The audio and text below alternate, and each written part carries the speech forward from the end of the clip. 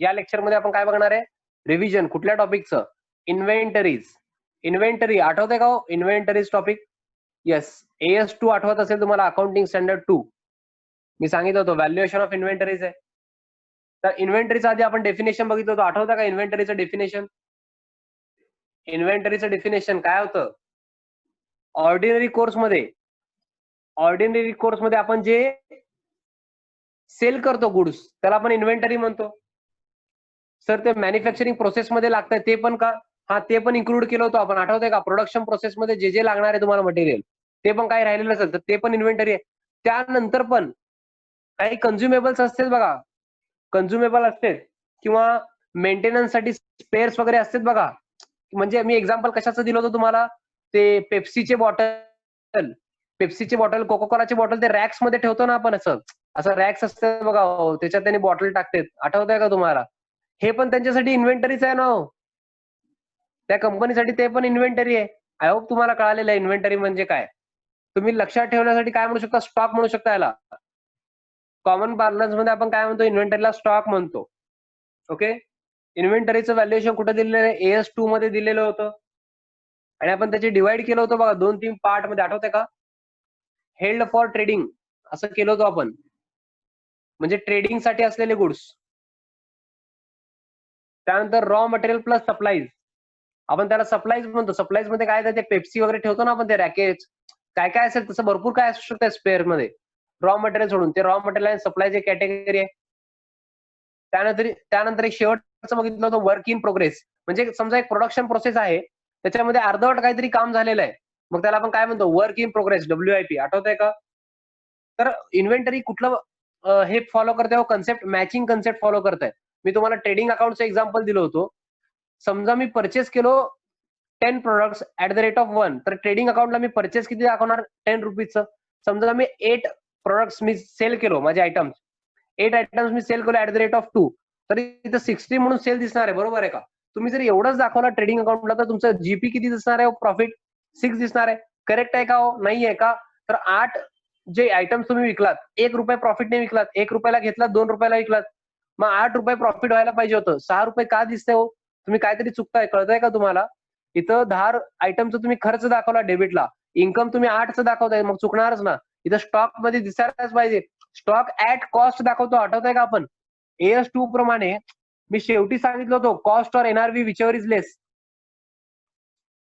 आठवतंय का हो? Whichever is less.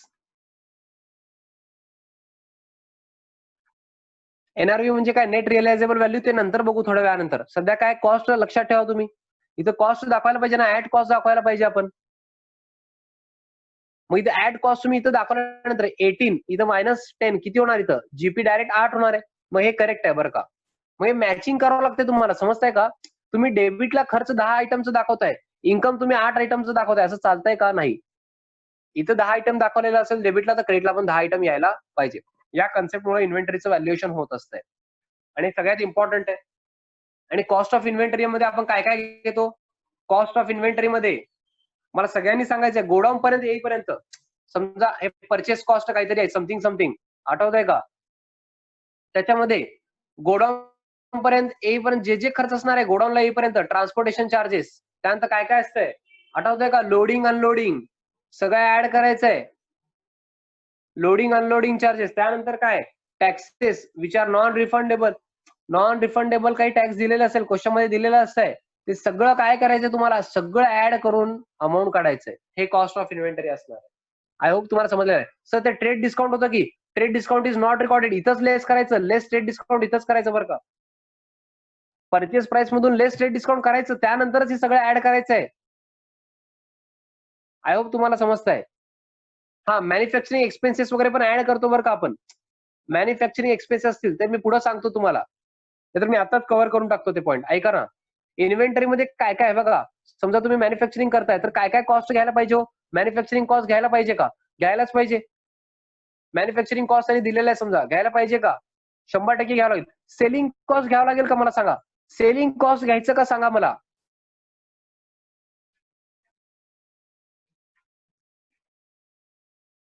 Selling cost घ्यायचं का हो? नाही. मॅन्युफॅक्चरिंग घेतलो, ऍडमिन कॉस्ट घ्यायचं का? ऍडमिनिस्ट्रेशन कॉस्ट घ्यायचं का? घ्यायचं नाही.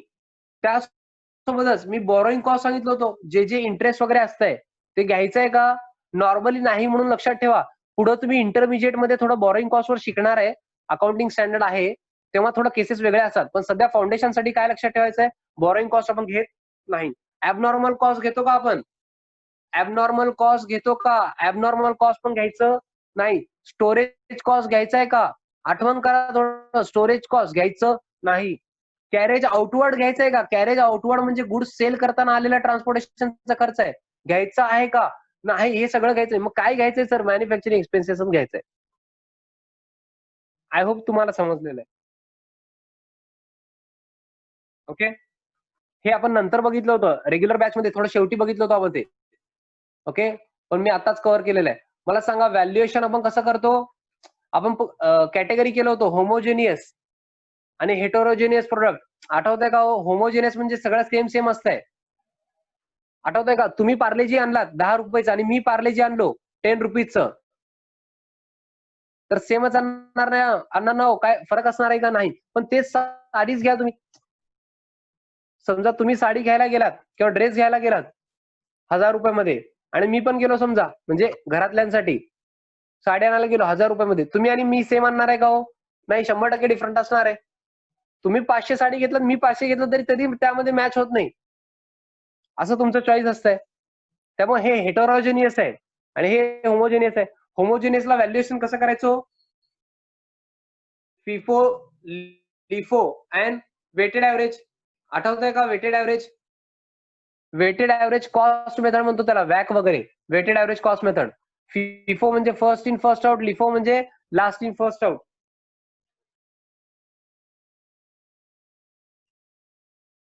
आय होप तुम्हाला समजलेलं आहे. हेटरोजेनियस मध्ये तर मला प्रोडक्ट वाईज बघून करावं लागेल, इंडिव्हिज्युअल प्रोडक्ट. ओके, ते तुम्हाला क्वेश्चन विचारणार नाहीत, कारण काय तुम्हाला असं सांगू शकत नाही इंडिव्हिज्युअल प्रोडक्टचं व्हॅल्यू एवढं आहे, तुम्ही ऍड करून सांगा, असं मार्क देणार आहे का इन्स्टिट्यूट? नाही.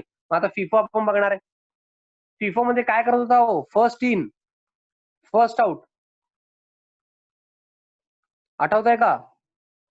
फर्स्ट इन फर्स्ट आउट म्हणजे काय? जे आधी परचेस केलं ते आधी जाणार, असं तुम्ही टेबल करत होता. लक्षात आहे का हो तुम्हाला? हे रिसिट मध्ये 3, इश्यूज मध्ये 3, आणि त्यानंतर काय करत होतात? बॅलन्स मध्ये 3. काय काय? Quantity, rate, amount, quantity, rate, amount, quantity, rate, amount. आठवतंय का?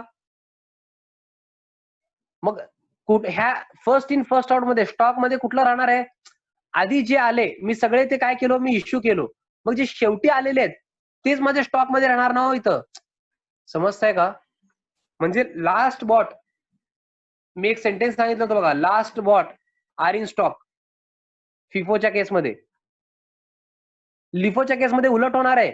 जे शेवटी आलेलं आहे सगळं मी काय केलेलं आहे? विकलेलं आहे. मग काय असणार आहे? स्टॉक मध्ये कुठलं असणार आहे? First bought are in stock, लिफोच्या केसमध्ये. म्हणजे मी सुरुवातीला जे परचेस केलो ते स्टॉक मध्ये असणार आहे. ओके, असं आपण समराईज केलं होतं. आणि इन्व्हेंटरी आपण कॉस्ट वर रेकॉर्ड करतो. जर क्वेश्चन मध्ये सेलिंग प्राइस दिलेलं असेल तर इथं घ्यायचंय का हो? इथं समजा इथं तुम्हाला सेलिंग प्राइस दिलेला आहे, समजा इश्यू करताना इथं सेलिंग प्राइस दिलेलं आहे, तुम्ही रेट ते घेणार आहे का? नाही बरं का. तुम्हाला इथं कॉस्ट घ्यायचं ऍट कॉस्ट. इथं रिसिट घेताना किती रेट आहे तेच घ्यायचंय तुम्हाला. आय होप तुम्हाला समजलेलं आहे. फिफो मध्ये इथं रेट घेतलेला असतात तुम्ही, तेच रेट इथं रिसिटचं रेट इथं असतंय पुढं, तेच घ्यायचंय तुम्हाला. सेलिंग प्राइस त्यांनी दिलेलं असेल इश्यू करताना, सेल करताना, ते घ्यायचं नाही, कारण आपण काय कॉस्ट वर रेकॉर्ड करतो. त्याच्यानंतर आपण लिफो बघितलं होतं. लिफो मी सांगितलं सेम आहे, फक्त लास्ट इन फर्स्ट आउट. मग first bought are in stock. I hope इथंपर्यंत कळालेलं आहे. वेटेड ऍव्हरेज बघायचं का हो? वेटेड ऍव्हरेज आठवत आहे का तुम्हाला? Weighted average cost price method same असंच करत होता तुम्ही, पण इथं बॅलन्सिंग करताना मी आठवत आहे का तुम्हाला? प्रत्येक रिसिटच्या वेळेस काय असणार आहे? प्रत्येक रिसिटच्या वेळेस तुम्हाला वेटेड ऍव्हरेज प्राइस काढायचंय. प्रत्येक परचेसच्या वेळेस, प्रत्येक रिसिटच्या वेळेस. परचेस आणि रिसिट एकच बरं का, परचेस केल्यानंतर रिसिटच होणार आहे गुड्स. तुम्हाला इथं वेटेड ऍव्हरेज प्राइस काढायचं होतं. आपण कसं करत होतो? एक एक्झाम्पल घेऊन बघायचं का हो छोटंसं? समजा रिसीट आहे 100चं, ऍट द रेट ऑफ 10, इथं 1000 येणार. परत एक रिसीट, आता तुम्ही बॅलन्सला काय करणार, इथं 100 इंटू 10, इथं 1000 येणार.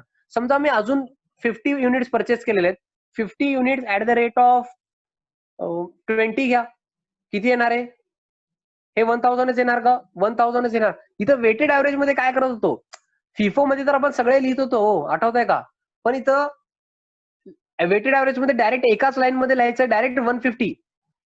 तुम्हाला शॉर्टकट आठवतंय का, अमाऊंट टोटल करायचं डायरेक्ट 1000 मध्ये 1000 ऍड करा, 2000 येत आहे. क्वांटिटी मध्ये क्वांटिटी ऍड करा, क्वांटिटी इथे 50, 150 आलंय, हे शॉर्टकट आहे. मग 2000 डिवायडेड बाय 150 करा, किती येत आहे मला सांगा, 2000 डिवाइड बाय 150 करून मला सांगा ना हो. वेटेड ऍव्हरेज प्राइस किती आलेलं आहे, वेटेड ऍव्हरेज प्राइस 13.333 म्हणतायत. व्हेरी गुड, 13.333 हे वेटेड ऍव्हरेज प्राइस झाले. प्रत्येक रिसीटच्या वेळेस तुम्हाला काय करावं लागेल, इथं तुमचं प्राइस चेंज होणार आहे. मग इथं इश्यू करताना काय करायचं, आता नेक्स्ट टाइम समजा मी इश्यू केलं 50 units at the rate of 13.333 करायचं आहे, मग इथं समथिंग येणार, समजतंय का. परत इथं रिसीट आलं तर परत इथं रेट चेंज होणार, वेटेड ऍव्हरेज प्राइस चेंज होणार. आय होप तुम्हाला समजलेलं आहे. हे होतं weighted average cost method. FIFO झालं, लिफो झालं, वेटेड ऍव्हरेज झालं. आणि फिफो मध्ये कधी कधी ते डायरेक्ट एक्झाम्पल दिले होते बघा, त्यांनी टेबल करायचं नव्हतं, युनिट्स परचेसला दिलेले आहेत, युनिट सेल किती किलो ते पण दिलेले किंवा इश्यू पण दिलेले आहेत. मग राहणार कुठले, जे फर्स्ट परचेस आहेत, परचेसचे डिटेल दिलेले आहेत त्यांनी. एक क्वेश्चन मध्ये होते बघा, परचेसचे डिटेल दिलेले आहेत, सेल डायरेक्ट एवढं झालं म्हणून टोटल सांगितलेलं आहे एकच युनिट्स. मग शेवटी काहीतरी स्टॉक आलं होतं 1000 युनिट्स वगैरे, आठवत आहे का तुम्हाला. मग जे शेवटी परचेस केलेले तिथं ते आपण स्टॉक मध्ये घेतलं होतं फिफोच्या वेळेस. ओके, सेम क्वेश्चन लिफोचं घेतलं तर मी काय करणार, फर्स्ट बॉट जे आहेत ते स्टॉक मध्ये असणार, आणि वेटेड ऍव्हरेज पण केलं होतं आपण.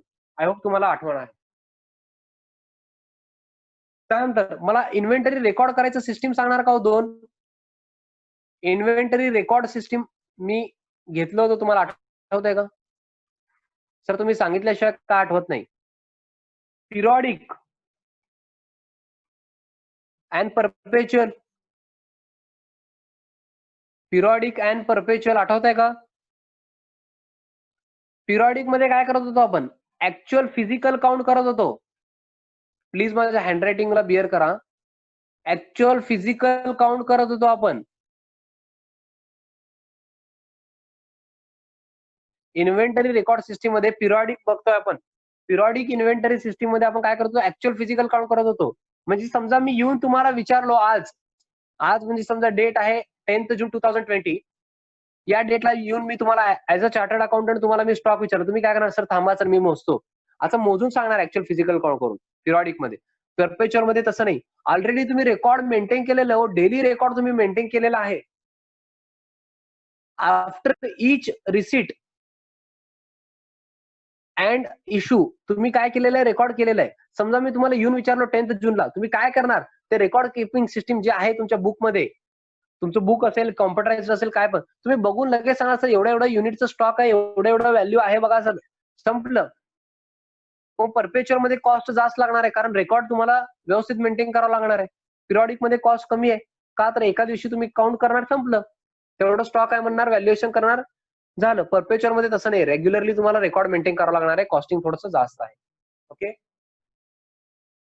आय होप तुम्हाला समजलेलं आहे फिफो, लिफो, वेटेड ऍव्हरेज. आणि त्यानंतर इन्व्हेंटरी रेकॉर्ड सिस्टीम पण मी सांगितलेलं आहे. थेरीमध्ये क्वेश्चन विचारू शकतात, मला परत सांगायचं नाही बरं का, थेरीमध्ये तुम्ही सांगितलं नाहीत म्हणून.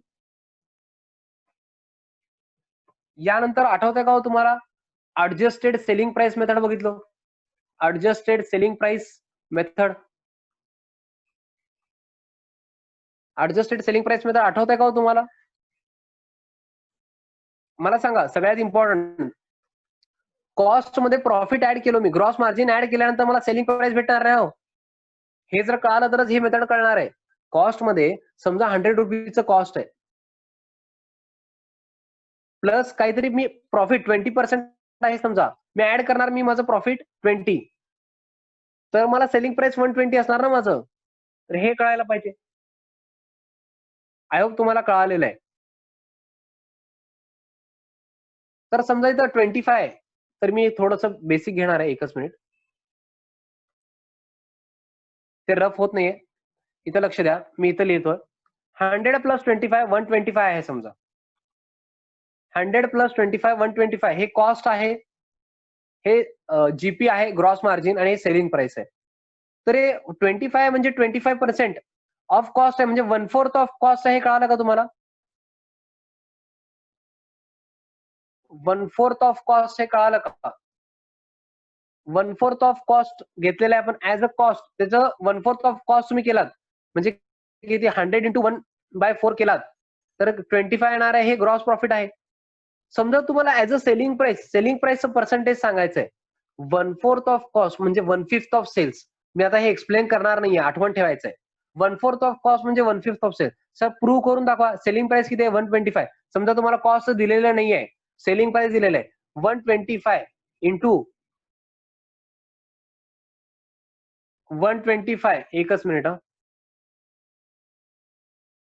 हेच हे बघा, 125 इंटू 1/5 करायचंय. मग किती येणार आहे?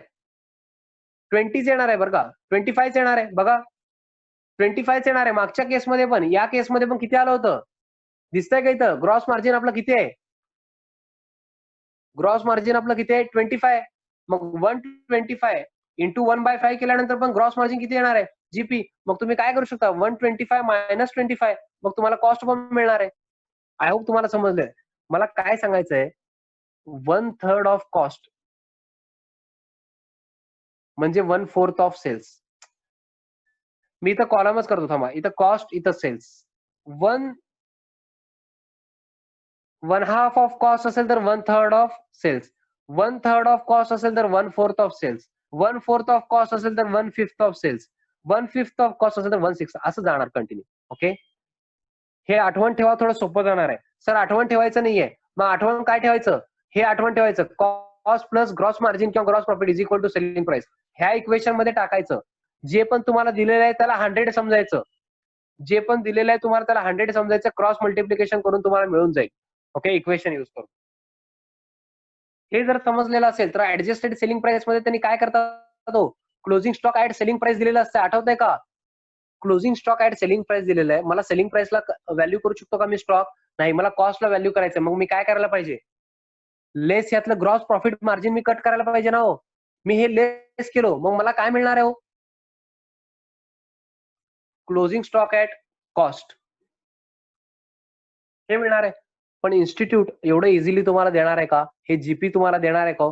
नाही, जीपी रेट तुम्हाला कॅल्क्युलेट करायचं होतं. आठवतंय का? जीपी रेट तुम्हाला कॅल्क्युलेट करायचं होतं. तर कसं करायचं? त्यांनी देत होते, काय काय देत होते? सेल्स देत होते, ऍक्च्युअल सेल्स. त्यानंतर closing stock at selling price दिलेलं आहे, हे पण ऍड करायचं. आठवतंय का? हे ऍड केलं, ह्याला काय म्हणतो आपण? ए म्हणतो. त्यानंतर ओपनिंग स्टॉक देत होते, परचेस देत होते. ओपनिंग स्टॉक प्लस परचेस देत होते. आपण ह्याला बी समजत होतो. म्हणजे टोटल कॉस्ट आहे हो. बी म्हणजे टोटल कॉस्ट आहे. आणि जर मी सगळे गुड्स विकलो असतो तर ए जे अमाऊंट आहे ते मिळालं असतं मला. मग आपण काय करत होतो? ग्रॉस प्रॉफिट म्हणजे काय? A minus B is equal to gross profit. मग पर्सेंटेज कसं काढायचं? ग्रॉस प्रॉफिट रेट जर तुम्हाला काढायचं असेल तर GP gross profit divided by A जे आहे, आपण ए काढलेलं आहे, इंटू 100. तर एवढं आपण सेल समजलो ना, पूर्ण विकलो असतो तर किती मिळाले असते? ए अमाऊंट मिळालं असतं. हे पकडून आपण ग्रॉस प्रॉफिट काढलेलं आहे. त्यामुळे ऍज अ सेल तेच घ्यायचं, gross profit divided by A into 100. मग जीपी रेट भेटतंय तुम्हाला. मग त्याप्रमाणे तुम्ही इथे युज करून क्लोजिंग स्टॉक ऍट कॉस्ट काढू शकता. आणि तुम्हाला तेच पाहिजे. ओके, आणि मला सांगा, ऍबनॉर्मल आयटम्स ह्याच्यात घ्यायचे का नाही? ऍबनॉर्मल आयटम्स हो. आठवतंय का ऍबनॉर्मल म्हणजे काय? मामा आठवतंय का हो? मामा, सिनू मामा आठवतंय का? सिनू मामा सगळ्यांना आठवायला पाहिजे. सिनू मामाकडे तुम्ही गेलात, तुम्हाला 1000 रुपीजचं जीन्स त्यांनी 1000 ला देणार का? नाही, डिस्काउंट देणार ना हो तुम्हाला. बाकीच्यांना 1000 रुपयाला विकते त्यांनी. पण गण्याचं मामा होता हे, आठवतंय का? गण्याचं मामा सिनू मामा. तर तुम्हाला काय करणार? समजा त्यांनी 300 रुपये स्पेशल डिस्काउंट दिले, 700 ला जीन्स दिले, तर हे ऍबनॉर्मल ट्रान्झॅक्शन आहे ना हो. तुम्ही नॉर्मल कस्टमर आहे का? नाही, तुमचं मामा आहे त्यांनी तुम्हाला एक्स्ट्रा डिस्काउंट दिले, हे ऍबनॉर्मल आहे. मग ऍबनॉर्मल इन्व्हेंटरीच्या टॉपिक मध्ये आपण बाजूला घेत असतो, एवढं तुम्हाला लक्षात राहू दे. ओके. आणि जी कॉस्ट पण जाणार आहे, जे आता हे सेलिंग प्राइसचं सांगितलं तुम्हाला. समजा डॅमेज झाले गुड्स डॅमेज झाले 1000 रुपीचे, त्याचं व्हॅल्यू कमी झालेलं आहे, त्याचं कॉस्टच कमी झालेलं आहे, पण हे पण ऍबनॉर्मल आयटम नाही हो. काय तर गुड्स डॅमेज झाले, त्याचं कॉस्ट कमी झालं, हे पण ऍबनॉर्मल आयटम आहे. कॉस्टला जर तोडत असेल, ते कॉस्टच्या पण खाली जात असेल तर ऍबनॉर्मल आयटम आहे. सेलिंग प्राइसला ते तोडत असेल तरी पण ते ऍबनॉर्मल आयटम आहे. ओके. हे आपण बघितलं होतं, ह्याचे एक्झाम्पल पण आपण बघितलेले होते. त्यानंतर एक क्वेश्चन बघितलं होतं, आठवतंय का हो? मेमोरंडम ट्रेडिंग अकाउंटचं. मेमोरंडम ट्रेडिंग अकाउंट आठवतंय का? त्यांनी काय काय देत होते मला सांगा हो.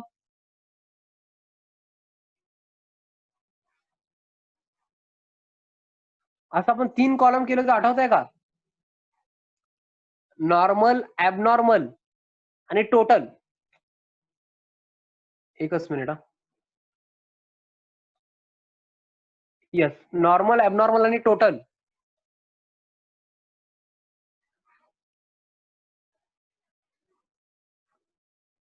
इथं आठवतंय का हो तुम्हाला? तुम्हाला काहीच आठवत नाही असं वाटायला मला तर. मला सांगा ना थोडंसं, माझं कॉन्फिडन्स थोडं तर वाढवायचंय तुम्ही. तिथे टोटल देत होते हो, त्यांनी काय काय देत होते तुम्हाला आठवण करून देऊ का मी? त्यांनी ओपनिंग स्टॉक देत होते. हे बघा, ओपनिंग स्टॉक टोटल दिलेलं आहे. इथं समथिंग समथिंग आहे. त्यानंतर परचेस दिलेलं आहे. त्यानंतर मॅन्युफॅक्चरिंग एक्सपेन्सेस पण दिलं होतं. मला आठवत आहे, तुम्हाला आठवतंय का नाही मला माहित नाही. मॅन्युफॅक्चरिंग एक्सपेन्सेस घ्यायचं आहे, मी तुम्हाला सांगितलं. या क्वेश्चनच्या आधीच मी घेतलं होतं ते. मॅन्युफॅक्चरिंग एक्सपेन्सेस घ्यायचंय. सेलिंग कॉस्ट घ्यायचं नाही, त्यांनी दिलेलं असतंय सेलिंग कॉस्ट, ते घ्यायचं नाही. ऍडमिन कॉस्ट त्यांनी दिलेलं असतं, घ्यायचं नाही. त्यांनी इंटरेस्ट दिलं होतं बघा. फायनान्शियल चार्जेस त्यांनी दिले होते. बॉरोइंग कॉस्ट घ्यायचंय का नाही, ट्रेडिंग अकाउंटला घ्यायचं नाही. त्यांनी तर सेल्स पण दिलं होतं हो, सेल्स पण दिलेलं आहे. मी टोटल मध्ये का लिहितो तुम्हाला कळतंय, थांबा. एवढं सगळं देऊन त्यांनी काय विचारलं होतं, क्लोजिंग स्टॉक. पण त्यांनी अजून काही इन्फॉर्मेशन दिलं होतं, आठवतंय का तुम्हाला? कुठलं तरी एक आयटम ना त्यांनी रिटर्न ऑफ केलं होतं ओपनिंगला. ओपनिंग स्टॉक मध्ये काहीतरी प्रॉब्लेम आहे असं सांगितलं होतं त्यांनी. काहीतरी लोचा केला होता. काय केलं होतं त्यांनी? ओपनिंग स्टॉक मध्ये ना एक आयटम होतं, मला अमाऊंट आठवतंय, 12,500 त्यांनी रिटर्न ऑफ केला होता. 50,000चं काहीतरी होतं ते आयटम, त्याच्यामध्ये त्यांनी 12,500 रिटर्न ऑफ केला. 37,500 ला दिसतंय ओपनिंग स्टॉक मध्ये ते. समजतंय का? म्हणजे या आयटम, ह्या अमाऊंट मध्ये ओपनिंग स्टॉकच्या ऍबनॉर्मल किती आहे? 37,500 आहे ना. समजतंय का? त्या तेवढं रिटर्न ऑफ केल्यानंतर इथं ऍबनॉर्मल आयटम किती आहे? 37,500 आहे. मग राहिलेलं सगळं आपण इथं बॅलन्सिंग फिगर घेतलं होतं, हे नॉर्मल आहे. आणि हे रिटर्न ऑफ केलेलं आयटम, जे 37,500चं आयटम काहीतरी 45,000 और समथिंगला विकलं होतं त्यांनी. 45,000 और 55,000 ला. 45,000च होतं आय थिंक, मला जेवढं आठवतं तेवढं. मग हे विकलो म्हणजे हे पण ऍबनॉर्मलच आहे ना. ऍबनॉर्मल आयटम विकलो म्हणजे विकलेल्यामध्ये ऍबनॉर्मल मध्ये घ्यायचं, मग राहिलेलं सगळं नॉर्मल मध्ये. मग आपल्याला स्टॉक कसं काढायचंय? हे नॉर्मलचं काढायचंय. इथं परचेस तर पूर्ण नॉर्मल आहे, मॅन्युफॅक्चरिंग एक्सपेन्सेस पूर्ण नॉर्मल आहे, मग तुम्हाला सेल पण नॉर्मल भेटलेलं आहे. आणि त्यांनी जीपी पर्सेंटेज तुम्हाला दिले होते, आठवतंय का? जीपी पर्सेंटेज तुम्हाला दिले होते. पण ऍबनॉर्मल वर आपण जीपी पर्सेंटेज युज करू शकतो का? नाही. जीपी रेट आपण ऍबनॉर्मल आयटमला युज करू शकत नाही, त्यामुळे आपण वेगळं केलो ना. मग जीपी पर्सेंटेज काढून काय केलात तुम्ही? या नॉर्मल सेल्सवर तुम्ही काय काढलात? जीपी काढलात आणि इथं अमाऊंट आलं होतं, आठवतंय का? मग बॅलन्सिंग फिगर इथं क्लोजिंग स्टॉक आलं हो. हे बघा, हे सगळं ऍड केलं मी डेबिट साइड, मायनस क्रेडिट साइडला नॉर्मल सेल्स केलो. मग इथं मला काय मिळालं होतं? क्लोजिंग स्टॉक मिळालं होतं. आठवत असेल तर एकदम भारी, नाहीतर स्टडी करायचा आहे. तर हे ऍबनॉर्मलचं काय करायचं? ऍबनॉर्मलचं पण इथं समथिंग ग्रॉस प्रॉफिट येईल. आणि विकल्यानंतर ते स्टॉक मध्ये राहणार आहे का? नाही, तर स्टॉक मध्ये नाहीये ते. समजतंय का? स्टॉक मध्ये इथं नील आहे ते, इथं झिरो आहे ते. मग हे जे क्लोजिंग स्टॉक नॉर्मल मध्ये आहे तेच टोटल क्लोजिंग स्टॉक असणार आहे. आय होप तुम्हाला आठवतंय बरं का? येस. असं मेमोरंडम ट्रेडिंग अकाउंटचं जर प्रॉब्लेम असेल, नॉर्मल, ऍबनॉर्मल आणि टोटल तुम्ही करत असाल, तर असं आपण हे वर्किंग केलं होतं बरं का? आठवतंय का तुम्हाला? हे असं वर्किंग केलं होतं आपण. हे सोल्युशन होतं का नाही? ट्रेडिंग अकाउंट म्हणून चालतंय म्हणून म्हणलो मी. इन्स्टिट्यूट पण सांगितलेलं आहे, ट्रेडिंग अकाउंट तुम्ही प्रिपेअर केला तर बरोबर आहे. पण आपण प्रेझेंटेशन वेगळं केलं होतं. काही जणांना बाउन्सर जाणार आहे मला माहित आहे, पण मी तरीच सांगणार आहे. आपण काय केलं होतं प्रेझेंटेशन, आठवतंय का? ओपनिंग इन्व्हेंटरी जे दिले, ओपनिंग स्टॉक ते घेतलं होतं. ह्याच्यातून लेस ऍबनॉर्मल आयटमचं व्हॅल्यू केलं होतं. आठवतंय का हो? आठवत नसेल तर मी काय करू शकत नाही, आठवायलाच पाहिजे. Opening inventory minus abnormal item केलो होतो. त्यानंतर इथं ऍड काय केलो, परचेसेस, ऍड मॅन्युफॅक्चरिंग एक्सपेन्सेस, आठवलं का? हे डायरेक्ट आउटरला. आय होप तुम्हाला आठवतंय बरं का. हा सर हे घेतलं बरोबर आहे सर. पुढं काय करायचं, पुढं लेस, हे टोटल कॉस्ट झालं ना हो, टोटल कॉस्ट झालं.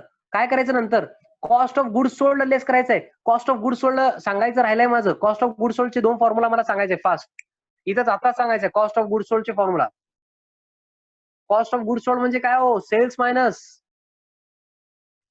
जीपी. आठवत आहे का हो, सेल्स मायनस जीपी. सर आम्हाला टाईप करायला तर वेळ द्या. ठीक आहे ठीक आहे, रिव्हिजन आहे, फास्ट घेतोय मी. सेल्स मायनस जीपी काय असणार आहे, कॉस्ट ऑफ गुड्स सोल्ड बरं का. काही जणांना आठवत नाही, आठवण करायचं आहे. अजून एक फॉर्म्युला होता मला सांगायचा, अजून एक काय होतं, opening stock plus purchases minus closing stock. आठवत आहे का हो,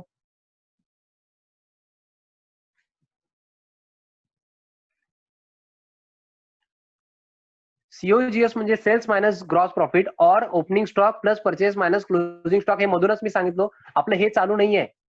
आपलं काय चालू आहे, आपलं प्रेझेंटेशन चालू आहे वरच्या प्रॉब्लेमचं. सीओजीएस इथे या प्रॉब्लेम मध्ये कसं करायचंय हो, आधी सेल्स घ्यायचंय. हे सेल्स दिलेलं आहे ना,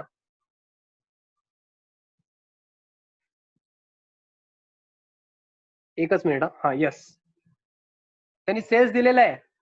समथिंग समथिंग इनरला घ्यायचं. ह्याच्यातून मी काय करणार, आधी सेल ऑफ ऍबनॉर्मल आयटम आपण बाजूला करायचं. Sale of abnormal item, sale of abnormal item मी बाजूला केलो. मग ह्याच्यातून मग मी ग्रॉस प्रॉफिट लेस करणार. कारण ग्रॉस प्रॉफिट फक्त नॉर्मल सेल्स वर असते, ग्रॉस प्रॉफिट ऍबनॉर्मल आयटम्स वर लागत नाही. मी भरपूर वेळा सांगितलेलं आहे. हे मी लेस केल्यानंतर सीओजीएस मला काय मिळणार आहे, closing stock at cost. Okay, हेच आपल्याला पाहिजे. तुम्ही जे ते वर्किंग करून काढलात ट्रेडिंग अकाउंटमध्ये, तेच आन्सर इथे येणार आहे, दुसरं येणार नाही. आय होप तुम्हाला समजलेलं आहे प्रेझेंटेशन. पण मला हे कव्हर करायचं होतं, कारण का तुम्ही असं प्रेझेंटेशन केलात तर इम्प्रेशन अजून चांगलं पडणार आहे बरं का, इन्स्टिट्यूटचं प्रेझेंटेशन असेल. ओके, यानंतर आपण इन्व्हेंटरी टॉपिक मध्ये लास्ट पार्ट बघितलं होतो, रिकन्सिलिएशन, तुमचं फेवरेट पार्ट. रिकन्सिलिएशन आठवत आहे का हो, रिकन्सिलिएशन म्हणजे त्यांनी काय करत होता, त्याला 31 मार्चला जमत नव्हतं स्टॉक घ्यायचं. त्याला 31 मार्चला जमत नव्हतं स्टॉक घ्यायचं. त्यांनी कधी घेत होता, एकतर आधी घेत होता 20 मार्चला, किंवा काय करत होता नंतर घेत होता 5 एप्रिलला. मग मला सांगा, आधी आपण काय करू, आपण 20 मार्चचं घेऊ. समजा मी स्टॉक घेतलेला आहे on 20th March 2020, something something आहे. मग या पिरियड मध्ये काहीतरी ट्रान्झॅक्शन होणार ना हो, दिसतंय का, हे पिरियड दिसतंय का तुम्हाला, ह्याच्यामध्ये काही ट्रान्झॅक्शन होणार. समजा परचेस झालं, मी काय करायचं, ऍड का लेस मला सांगायचंय. मला 31 मार्चचा स्टॉक पाहिजे हो, मला 31 मार्चचा स्टॉक पाहिजे. कॉमन सेन्स यामध्ये इम्पॉर्टंट होतो. ऍड करायचं करेक्ट आहे, परचेस ऍड करायचंय का, तर या पिरियड मध्ये परचेस केल्यानंतर इथं 31 मार्चला स्टॉक असणार नव्हते. मग परचेस ऍड करायचं हे कळायला पाहिजे लॉजिकली. सेल्स काय करायचंय, लेस करायचंय. बघा या पिरियड मध्ये मी गुड्स विकलो 31 मार्चला, माझ्याकडे आहेत का हो, नाही आहे ना, मग मला लेस करायला पाहिजे, मग मी लेस करतो. एकच मिनिट. हा येस, त्यानंतर परचेस रिटर्न आहे. समजा परचेस रिटर्न काय करणार, परचेसला ऍड म्हणजे परचेस रिटर्नला लेस. असं जर तुम्ही पाठ करत असेल तर ठीक आहे, काय प्रॉब्लेम नाहीये. पण लॉजिकली तुम्हाला माहित पाहिजे परचेस रिटर्न म्हणजे काय हो, गुड जे परचेस केलं होतं ते काय केलं, रिटर्न पाठवलं. रिटर्न परत पाठवल्यानंतर आपल्याकडे ते 31 मार्चला गुड्स आहेत का, ते नाही आहे तो, म्हणून तर लेस करायचं. मला 31 मार्चचा पाहिजे, 20 मार्चचा नको. त्याच्या उलट सेल्स रिटर्न मी आता हे लॉजिकली सांगत नाही, हे ऍडच येणार आहे. आय होप तुम्हाला समजलेलं आहे. असं अजून काही आयटम होतं ऍबनॉर्मल, ऍबनॉर्मल म्हणणार नाही मी त्याला, पण काही आयटम्स असू शकतात असंच. समजा आपण गुड्स डिस्ट्रीब्युट केलो, goods distributed as free sample, free sample म्हणून गुड्स डिस्ट्रीब्युट केलो मी. कधी केलात सर, हे मी सगळं इंटरव्हेनिंग पिरियडचं म्हणतोय बरं का. 20 मार्च पासून 31 मार्च सगळं ट्रान्झॅक्शन आहेत हे, आठवत आहे का तुम्हाला. या पिरियड मध्ये मी फ्री सॅम्पल म्हणून गुड्स वाटलो. मग काय करायचं, लेस करावं लागेल ना मला. सर लेस का करायचं, 31 मार्चला गुड्स आहेत का, नाही आहेत, मी फ्री सॅम्पल म्हणून वाटलेलं आहे, मग लेस करायचं. किंवा डॅमेज बाय फायर, आग लागली समजा, goods loss by fire, theft असेल, चोरी झाली, सगळं लेसच करायचं आहे हे. किंवा गुड्स विड्रॉन बाय प्रोप्रायटर असेल, समजा गुड्स विड्रॉन बाय प्रोप्रायटर और पार्टनर, त्यांनी काही देऊ शकतात बरं का. सगळं लेस करायचंय का, तर 31 मार्चला आपल्याकडे गुड्स नाहीये. ह्याच्या रिव्हर्स काय असते हो, समजा 5 एप्रिलला आपण स्टॉक घेतलो, 5 एप्रिलला आपण स्टॉक घेतलो, तर सगळं रिव्हर्स होणार आहे. कसं, एकदम मी लॉजिकली सांगतो. सांगा परचेस काय होणार सांगा. परचेस हे कधीचे आहेत, 1 एप्रिल पासून 5 एप्रिलचे आहेत परचेस. मला सांगा या पिरियडमध्ये जी परचेस केलो 31 मार्चला होते का होते? 31 मार्चचं पाहिजे ना हो मला. पण ह्याच्यामध्ये आहेत ना ते 5 एप्रिलला त्याच्यामध्ये असणार ना ते परचेस केल्यानंतर. पण मला नको आहे ना, मग मी काय करणार, मी लेस करणार हो परचेस. ऑलमोस्ट सगळ्यांनी करेक्ट आन्सर दिलेलं आहे बरं का. मी फक्त रिव्हिजन असल्यामुळे नाव वगैरे घेत नाहीये. त्यानंतर सेल्स काय करणार आपण, ऍड करणार का, या पिरियडमध्ये सेल केलो हो, मग या स्टॉक मध्ये आहे का, स्टॉक मध्ये नाहीये, पण या पिरियडमध्ये मी सेल केलो 1 एप्रिल पासून 5 एप्रिल पर्यंत, पण 31 मार्चला स्टॉक मध्ये होते. 31 मार्चला होतं, काय करायचं, ऍड करायचं सेल्स. परचेस रिटर्न आणि सेल्स रिटर्न मी सांगणार नाही. परचेस रिटर्न ऍड करायचं, सेल्स रिटर्न लेस करायचं. आय होप तुम्हाला समजलेलं आहे. सर ते बाकी काय करायचं sir, goods distributed as free sample, loss by fire, theft, withdrawn bye proprietor, हे सगळं काय करायचं तुम्हीच सांगा मला. तुम्हीच सांगा. 1 एप्रिल पासून 5 एप्रिल पर्यंत जर प्रोप्रायटरने गुड्स घेतले, फ्री सॅम्पल वाटलो, गुड्स लॉस बाय फायर असेल, गुड्स लॉस बाय थेफ्ट असेल, काही असेल, काय करायला पाहिजे, ऍड करायला पाहिजे. काय ऍड करायला पाहिजे, या पिरियड मध्ये मी डिस्ट्रीब्यूट केलो, या पिरियड मध्ये लॉस झालाय, या पिरियड मध्ये प्रोप्रायटर घेऊन गेलाय, पार्टनर घेऊन गेलाय, पण 31 मार्चला होते ना होते, मग या स्टॉक मध्ये ते नाहीये, पण मला पाहिजे 31 मार्चला, मग मी काय करणार, मी ऍड करणार हो. ओके. या ह्याच्यामध्ये रिकन्सिलेशन मध्ये सगळ्यात इम्पॉर्टंट काय आहे, common sense is most important. Common sense is most, काय विचारलेत हे इम्पॉर्टंट आहे. त्यांनी कधी स्टॉक घेतलेला आहे हे इम्पॉर्टंट आहे. कधी कधी क्वेश्चन मध्ये काय विचारतात, फिजिकल स्टॉक विचारतात तुम्हाला, फिजिकल स्टॉक किती आहे असं विचारतात. आठवतात का क्वेश्चन्स, बघायचे, रिव्हिजन करायचंय, कॉमन सेन्स युज करायचं. फिजिकल स्टॉक विचारले तर फिजिकली आपल्याकडे आहे का चेक करायचं. एका क्वेश्चन मध्ये त्यांनी फिजिकल स्टॉक दिले होते आणि विचारले होते मग फिजिकल स्टॉकच. आय होप तुम्हाला आठवत असेल. आणि एका क्वेश्चन मध्ये फिजिकल स्टॉक दिले होते आणि नॉर्मल बॅलन्स शीटला जे आपण फायनान्शियल स्टेटमेंट मध्ये दाखवणार आहे ते स्टॉक विचारले होते. मग तेव्हा फिजिकल स्टॉक विचार करायचा आहे का, नाही. तेव्हा नॉर्मली बॅलन्स शीटला जे आपण स्टॉक दाखवतो ते विचार करायचा आहे.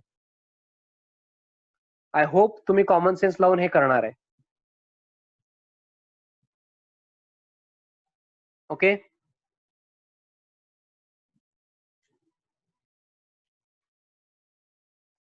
त्यानंतर शेवटी आपण एक थोडं पार्ट घेतलं होतं, cost or NRV whichever is लेसचं. Whichever is less.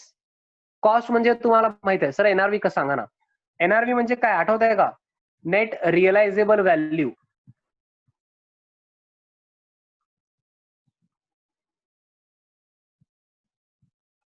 सर नक्की काय असतं हे तुम्हाला आठवत आहे का हो. एनआरव्हीचा formula selling price minus cost to sell. म्हणजे सेलिंग प्राइस तर असणार आहे हो, पण त्याला झोमॅटो आले, आता झोमॅटोचं एक्झाम्पल घेतलं होतं, त्यांनी काहीतरी कमिशन घेणार ना हो.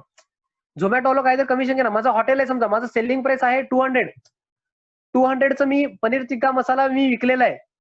200चा पनीर टिक्का मसाला मी विकलो, पण मला झोमॅटोला पण 20 रुपये द्यायचेत ना हो. समजताय का. मग ऍक्च्युअल मध्ये माझं एनआरव्ही किती आहे, 180. मी एक झोमॅटोचं एक्झाम्पल मी असं सांगतोय बरं का. असं भरपूर काय काय असणार आहे. कमिशन मी क्लोथच्या बिझनेसमध्ये देतो, भरपूर जागी कमिशन असतंय. कॉस्ट टू सेल भरपूर काय असू शकतंय.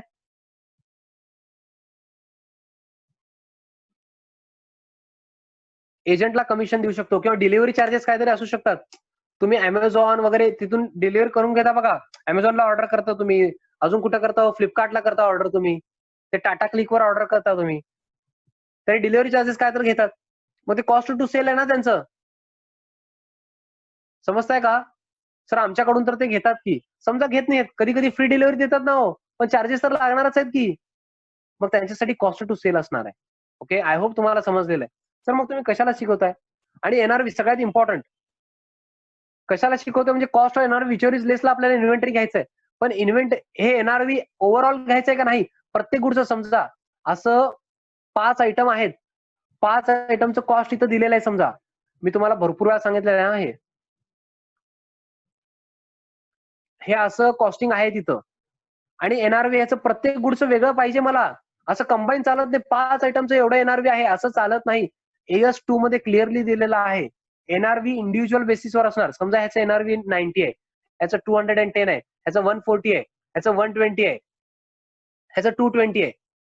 Which ever is less individual बेसिसवर घ्यायचं. ह्याचं किती घेणार आपण? 90 ला घेणार. हे व्हॅल्युएशन चालू आहे माझं स्टॉकचं. ह्याचं मी 90 घेणार, ह्याचं 200 घेणार. Cost NRV which ever is लेस. इथं 140, ह्याचं 110, ह्याचं 200.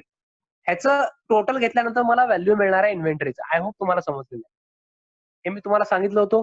त्यानंतर अजून एक एक्झाम्पल बघितलं होतं एनआरव्ही साठी आपण. काय झालं होतं ते, काय ते फ्लड आलं होतं बघा. फ्लड आलं होतं कोणाकडे तर, मग ते मला गुड्स मिळाले नव्हते. गुड्स मिळाले नव्हते म्हणून मी कस्टमरला दिलो नाही. मग कस्टमर रिफ्यूज केला. 15,000 चे गुड्स त्यांनी रिफ्यूज केला. त्याचं व्हॅल्यू आता 12,500 झालंय. म्हणजे त्याचं नेट रिअलायझेबल व्हॅल्यू आता जर मी विकलो, कस्टमर तर घेतला नाही 15,000 ला, पण मी आता दुसऱ्यांना विकायला गेलो तर 12,500 ला विकू शकणार आहे. पण माझ्याकडे 15,000 ला दिसायला ते कॉस्ट. समजताय का? मग मी कितीला दाखवायला पाहिजे? 12,500 ला दाखवायला पाहिजे. 2,500 काय करायचं होतं? लेस करायचं होतं. आठवतंय का? आय होप तुम्हाला आठवतंय. नेट रिअलायझेबल व्हॅल्यू कमी झालेलं आहे, डायरेक्ट लेस करायचं. अजून एक एक्झाम्पल होतं, स्लो मुव्हिंग आयटम्स होते काहीतरी, स्लो मुव्हिंग कन्झ्युमर आयटम्स असं काहीतरी दिलं होतं बघा त्यांनी. स्लो मुव्हिंग कन्झ्युमर आयटम्स, त्याचं व्हॅल्यू काय तर 50,000 काहीतरी असेल. मला एक्झॅक्टली अमाऊंट आता लक्षात नाहीये. 50,000चे आयटम आहेत समजा. त्याचं व्हॅल्यू त्यांनी सांगितलेलं आहे की आता 40,000 झालंय. हो, व्हॅल्यू कमी जाणार हो. काय करायचं? डायरेक्ट लेस करायचं, लेस 10,000. आठवतंय का हो तुम्हाला? 40,000 ला दाखवायला पाहिजे. म्हणजे काय करायला पाहिजे? मी लेस 10,000 करायला पाहिजे. आय होप तुम्हाला हे लक्षात आहे. लक्षात नसेल तरी तुम्ही रिवाइज करणार आहे. तर हे होतं इन्व्हेंटरी टॉपिकचं रिव्हिजन. ओके.